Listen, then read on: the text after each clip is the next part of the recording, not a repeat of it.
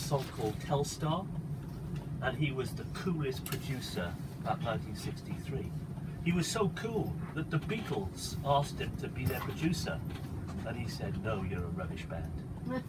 He also had Rod Stewart's audition, and I think Rod sang one song and he threw him out the door. He said, "You can't sing." So his judgment wasn't brilliant, and it all ended in tears because he became, in 63 he was the #1 producer, but by 67, 68 he was bankrupt and he ended up shooting himself. But what I wanted to mention, we're going to drive past where Joe Meek lived and also where he had his studio. And in the studio he employed a couple of session guitarists. One of them was Jimmy Page.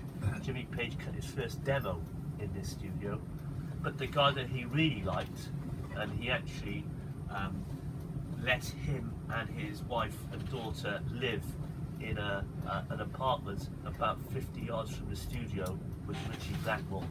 So Richie Blackmore was Joe Meek's studio guitarist, and because he lived 50 yards away, if he wanted him at 1 o'clock on a Monday morning, he'd just go down and say, "I need a guitar player," and Richie would have to come and do it. So important location, if you think of those two sort of rock gods, but it all ended in tears.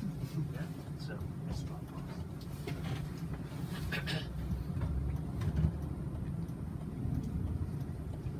God, yeah, mate, that's... He's not a warden though, is he? No, he just looks like... Just looks like one. When he's got one of those things in his hand, you just can't be too sure, can you? No. Yeah, I've seen 4 or 5 times we've stopped. We've had traffic by a lot of people there.